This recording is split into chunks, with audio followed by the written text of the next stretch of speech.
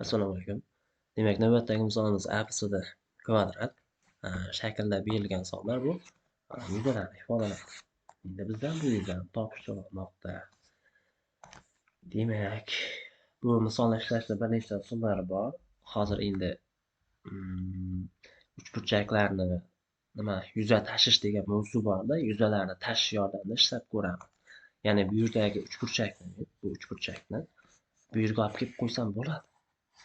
Chunki mana bu tomon bilan bu tomon teng axir. Shu yerga olib kelib, mana bunday qilib, shu yerga kel deb tasavvur qilamizda, shu yerga kela oladi. Ya'ni shu yerni chizaman. Mana shu yerga yasab olsak bo'ladi. Bu 35 bo'ladi. 35. Endi e'tibor qaratadigan bo'lsam-da, bunga qaraymizda, bu uchburchak. Uchburchakning uchidan tushgan kesma. Uchburchak uchidan tushgan kesma. Uchburchakni 35 ga 40 qilib, ya'ni yuzasini 35 ga 40 qilib qo'ysa, tomonlar ham 35 va 40 ga proporsional ravishda bo'linadi. Yoki 35 ni 40 ga nisbati kabi. Endi 35 taqsim 40 nisbatni oladigan bo'lsam, 5 ga qisqartiradigan bo'lsam, 7 ga 8 nisbatda. Demak, men bu yerni masalan 7 n desam, bu yog'i 8 n bo'lib ketadi. Shunda bu yer 7 nmi? Demak, BF ham 7 n da. Shu yerdan keldik axir. 7 n. Endi ABF uchburchakning yuzasiga e'tibor qaratsak-da, ABF uchburchak yuzasi 35 chiqqan. Bu 35 degan sonni hisoblab chiqarishimiz uchun bizlar katitlarni ko'paytirib 2 ga bo'lishimiz kerak. Ya'ni qaysi katitga? AB katitga 7 n degan katitni ko'paytirib 2 ga bo'lgan bo'lishimiz kerak. Shu yerdan AB ni qiymatini hisoblaydigan bo'lsam, 10 bo'lingan m chiqadi. Bu kvadrat bo'lgandan keyin barcha tomoni 10 bo'lingan m dan bo'ladi-da, bu yer ham 10 bo'lingan m deymizlar. Endi bu yer 10 bo'lingan m dan nechani 7 m dan ayirib tashlayman. Bu yerda ham 10 bo'lingan m dan 8 m dan ayirib tashlayman. Keyin 39 lik yuzaga o'tamiz mana. 39 degan yuza chiqish kerak bizda. 10 bo'lingan m minus 7 m ga ko'paytirganimizda 10 bo'lingan m minus 8 m uzunligini ko'paytirib 2 ga bo'lganimizda chiqish kerak edi. 2 ni ko'paytirib yuborsam 78 barobar bo'ladi. Umumiy mahraj m kvadrat kelib qolar ekan. Suratida 10 minusdan 7m kvadrat, keyin 10 minusdan 8m kvadrat bo'ladi. Mahrajdagi m kvadratni bu yoqqa ko'paytirib yuborsak, shunda 78m ni kvadrati teng bo'lib qolishi kerak. 100 minusdan 80 minusdan 70 dan 150m kvadrat ekan. Plyusdan 56m ni 4-darajagacha kelar ekan. Ixchamlaydigan bo'lsam, bu bunday ko'rinishga o'tadi. Demak, 56m ni 4i minusdan 150 ni yoniga 78 yana manfiy bo'lib keladi. Shunda 228m kvadrat bo'lib qoladimi? Ha, shunday ekan. Keyin plus 100 barobar 0 ga.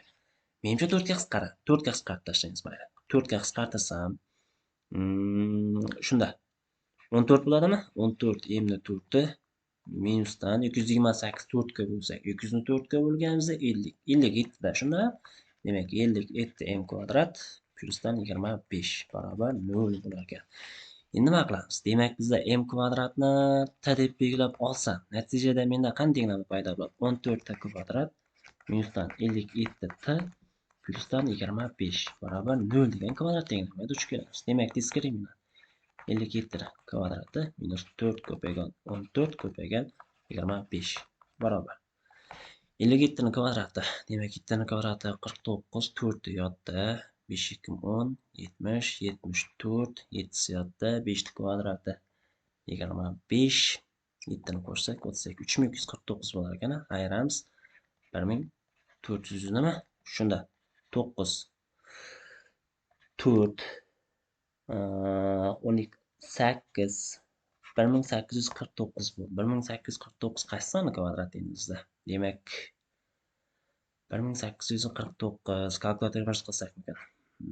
1600 bo'lganda 40 bo'lardi. Demak, 43 niki bo'lish ehtimoli bor. Ko'raylik qani. 9 12 o'zi topdik. Demak, bu 43 ni kvadrati ekan. Shunda t1 ikkinchi barobar bo'ladi 57 qo'shamiz, ayiramiz 43ni, bo'lamiz 28 ga. Shu yerdan T1 qiymat hisoblasam, qo'shib yuborsam 100, 90, 100 to'g'ri, taqsim 28 4 ga qisqartirsam 25 taqsim 7 bo'ladi. T2 ni qiymat hisoblaydigan bo'lsam, T2 ni qiymati necha bo'lib ketadi bizda? Shunda xo'p, ayiramiz endi. Ayiradigan bo'lsam 14 bo'lingan 28. 1 taqsim 2 chiqdimi shunda? Ayirsam 14 ha? 14. Aha, 14 bo'lingan 28. 1 bo'lingan 2 chiqdi. Shunda bizda m kvadratni javobi 25 taqsim 7 ga teng bo'lyapti. Ikkinchi javobi 1 taqsim 2 ga teng bo'lyapti. Endi shuni bittasi bizga qanoatlantirmaydi. M kvadrat javobi, demak bu yerga qo'yib ko'rganimda manfiy bo'lib ketmasligi kerak-da. 1 taqsim izzosida 2 desam, 10 izzosida 2, 4 izzosida 2 tushar ekan. Mana bu bo'lmay qolar ekan bizda. Mana bu to'g'ri kelmay qolar ekan. Chunki masalan mana bu 10 taqsim m minus 8m deganimiz manfiy bo'lib qolmasligi kerak-da. Bu yerdan m ni qiymatini masalan hisoblaydigan bo'lsak, 5 bo'lingan izzosida 7 bo'ladi, to'g'rimi? Bu yerdan m ni qiymati 1 taqsim izzosida 2 bo'ladi. Endi bu yerga qo'yadigan bo'lsam, 10 taqsim 5 taqsim izzosida 7 ni qo'ysam, minus 8 ko'paygan 5 taqsim izzosida 7 bo'lsa, bu 2 izzosida 7 bo'lib qolar ekan. Ayrilgan 40 taqsim izzosida 7. Manfiy bo'lib qoladi bu. Shuning uchun to'g'ri kelmaydi ikkinchisi. Shunda bu 1 taqsim izzosida 2 edi. Bo'ldi, demak m teng 1 taqsim izzosida 2. Endi kvadratni yuzasini hisoblaymiz. SABCda bizda nima bo'lishi kerak? Tomonni 10 taqsim m dedik. Shunda 10 taqsim m dedik, 100 taqsim m kvadrat bo'ladi-da. 100 taqsim m kvadrat 1 taqsim 2 bo'ladigan bo'lsa, kvadratni yuzasi 200 bo'lishi kerak ekan. Endi so'roq bilan belgilangan yuzani topishim uchun men 200 dan ayiraman qaysini? 40, 35, 39 ni. 40, 35 va 39 ni ayirib tashlaymiz. Shunda 200 ayrilgan 75, 105, 114 bo'ldimi? 114 ni ayirib tashlaydigan bo'lsam 86 qolar ekanda. Demak, uni yuzasi 86 javobimiz.